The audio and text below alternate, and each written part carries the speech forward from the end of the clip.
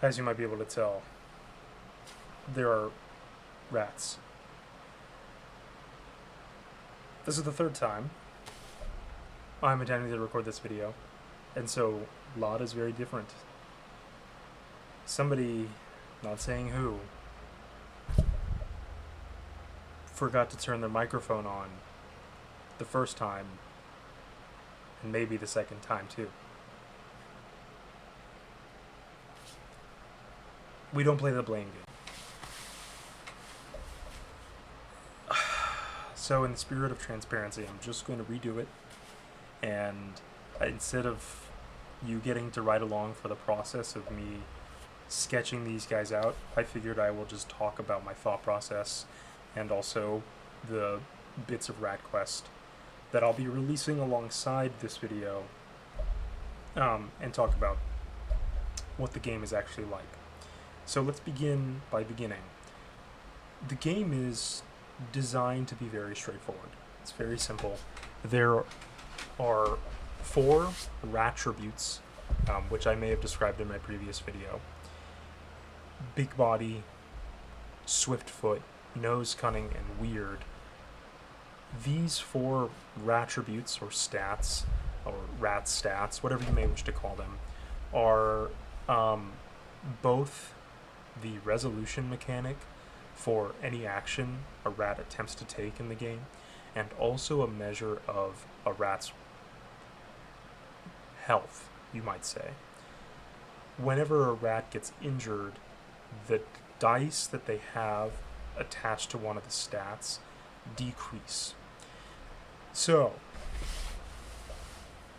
spend a couple minutes talking about this guy, and then we'll talk about what I mean by all that, and how I prevent death spirals from just going under. Now obviously you can see this guy is a little squiggly. Might even call him a little hairy, greasy. We had a really good time with this guy. Also, this guy's eye color changed. Thank you to the suggestion from the community. I wanted this guy to be a little goofy looking, and so I spent, maybe like 10-15 minutes of honest, hard American labor making this guy squiggly. I also wanted him to be a little quadrupedal. Unfortunately, he's a tripod. You can see he only has 3 legs. Very sad for him. But he seems happy and healthy all the same. And he's got these fun little whiskers and this delightful little green eye color. I had a kind of interesting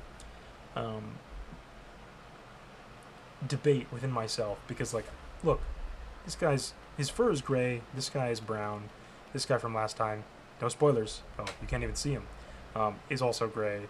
But these two, I was going for a reddish eye, and this guy has no spoilers. Don't look at the left. Don't look at the right of your screen. This guy has black eyes. These guys are meant to be a little bit more than just your mundane rat. So I figured I gotta deviate with the eye color a little bit, right? So this guy's got some wonderful little peepers, and he's got a very, very nice looking body, even though he looks a little coarse and squiggly. So this guy looks pretty happy. He looks like he could run around, achieve some real speed if he wanted to. Which is good, because as I've described, the rattributes are all that are required to start playing the game. When you make a rat, you pick 4 dice to go into one of each of your attributes. So you get 4 dice total. And then you also roll for a rat name, which you will begin with before you go on your quest to determine your own name, and all the pomp and extravagance that requires. These dice are a measure of your rat's ability, like physical or mental ability, and also they are your bulwark against becoming feral. So what I mean by that is, you can choose one of 2 separate dice arrays for your beginning stats or rattributes. The dice arrays are as follows. The document I'll publish alongside this will have a more accurate representation, but to my memory, they are a d12, a d10, and 2 d4s. That's the first array. The second array is a d10, a d8, a d6, and a d4. And you might be wondering, why the hell should I care? Well, I'll tell you, buddy.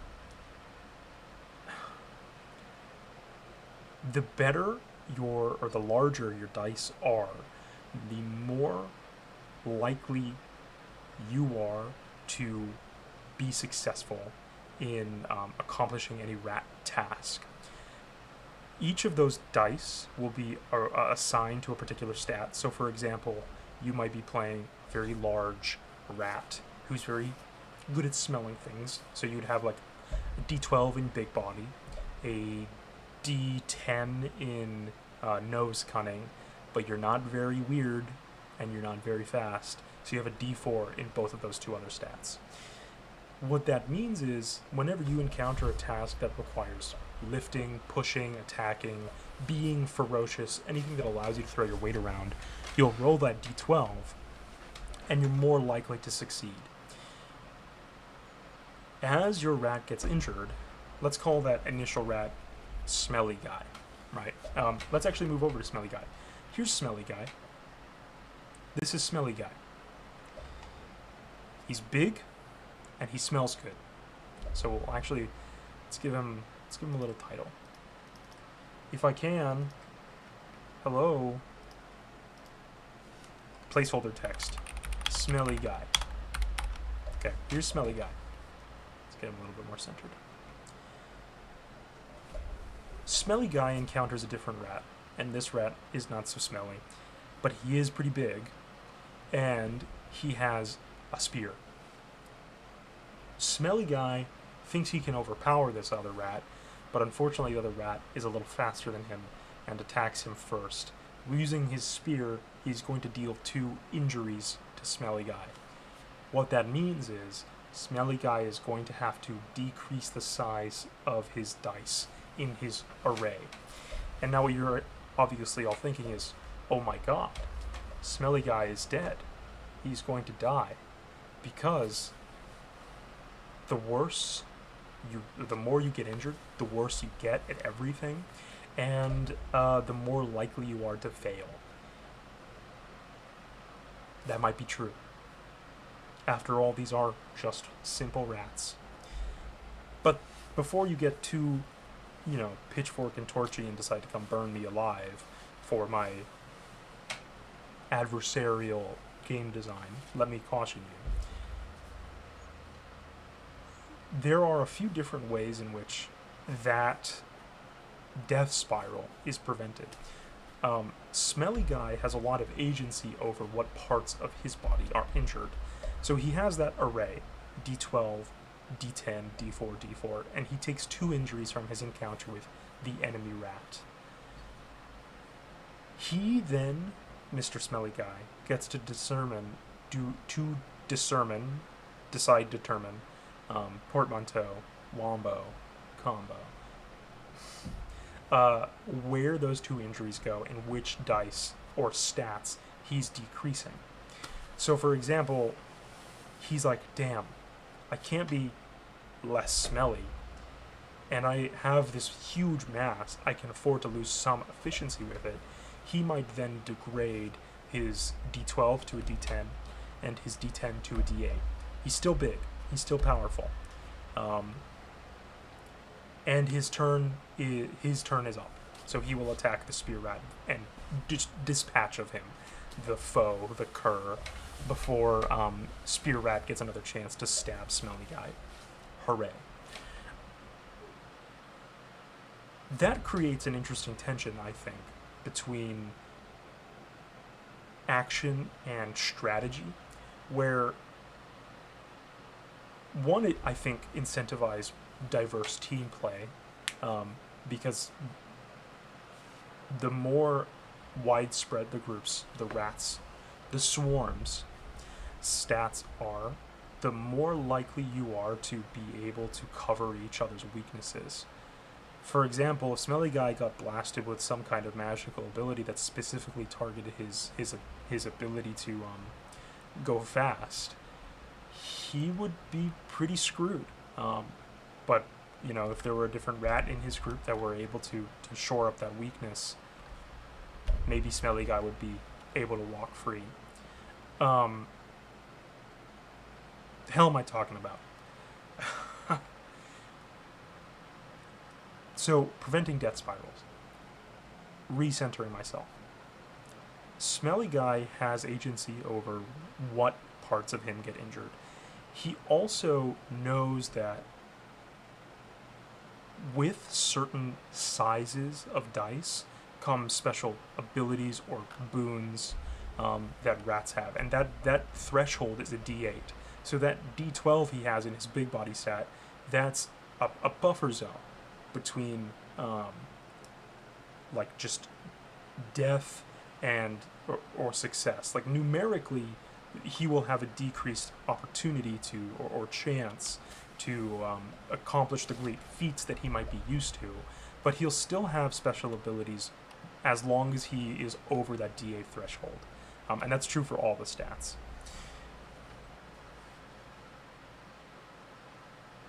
The other part of the death spiral prevention is the fact that the system itself relies upon a mixed success resolution system. The resolution or the threshold for success is consistent across the many tasks that rats are wont to do. The baseline difficulty of any task is 3. The most difficult task that is reasonably possible for a rat to achieve is 7. So between those 5 numbers, 3 and 7, there are opportunities for certainty and I messed the sentence up. Let's start over. There's basically a guarantee that Smelly Guy will be more certain of his odds. And wow, I really lost my train of thought. I bet a different rat will help me. You've seen this guy before. You've not seen his ugly brother. I don't know if I like this guy. I'll be honest with you guys.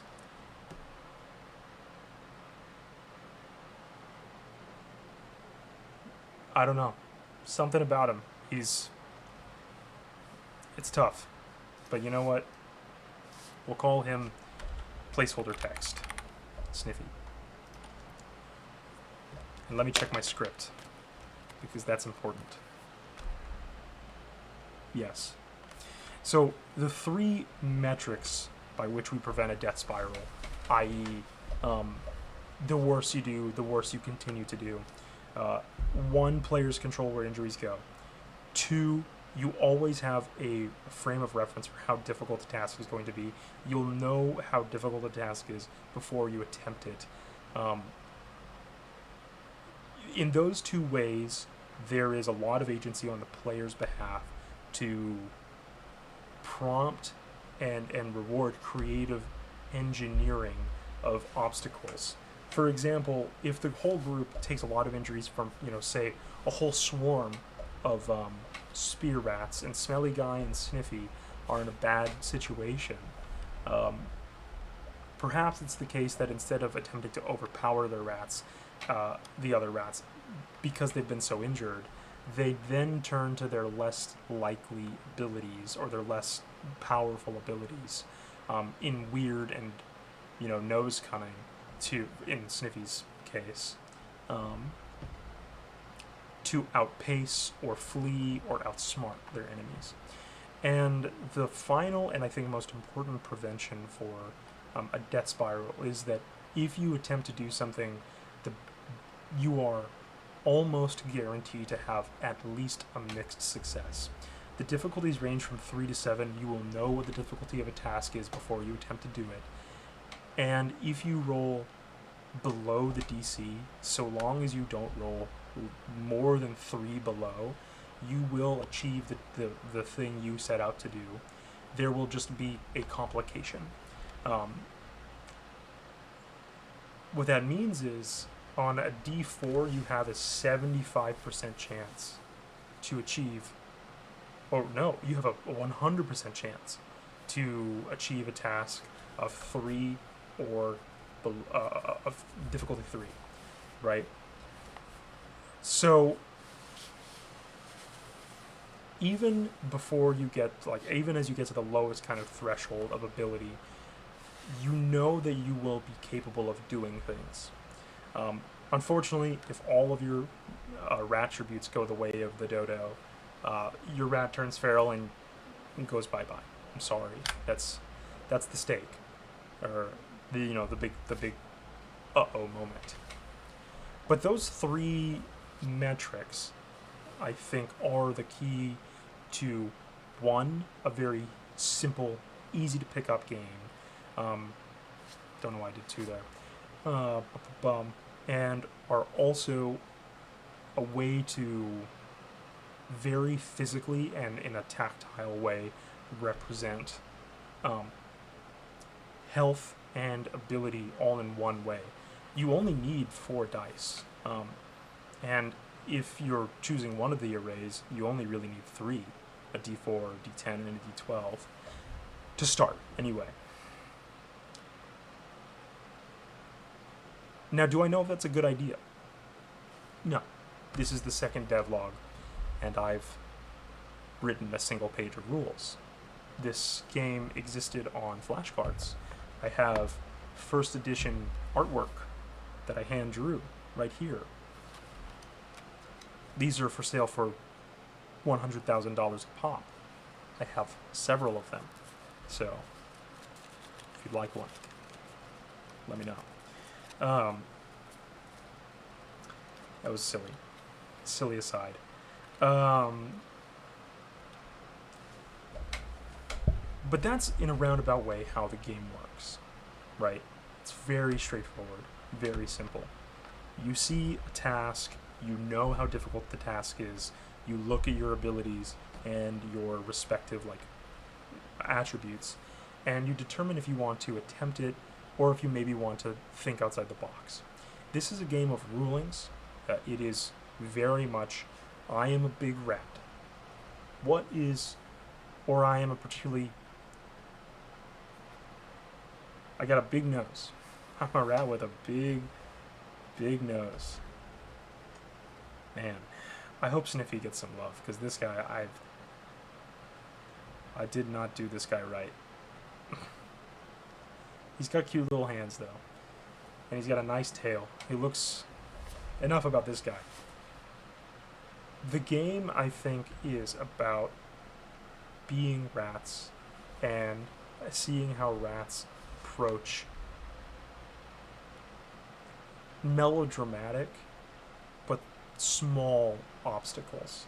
For example, to a group of rats, a big spider, it's going to be a bit of a problem. But if from our perspective, just go around it. Stupid. I'm not selling this very well. I'm still caught up on Sniffy. I gotta go back to Smelly Guy. Actually, we'll go to the final rat. This is Punk Rat. What does he even do? I don't know. Punk Rat, what do you do? That's the game, right? Little rat obstacles. You think outside the box. The hope and intention is that these are all fairly evocative and straightforward ideas about what actions you can take, right? Swiftfoot, can you outrun a rat? Big body, can you overpower a rat? Nose cunning, can you smell poison well enough? Weird, can you cast a shadow on the other side of the room and blow up a rat with your mind? That last one gets a little dubious, right? But I think we all get the drift. So, it's very straightforward, hands off. The group and the big rat who makes all the rules, the game master, are going to have to determine what makes sense for them and their version of Ratquest. But with the 3 kind of frameworks and ideas that I've laid out here, I hope that you can understand how we make the game run, and run fairly and smoothly and simply.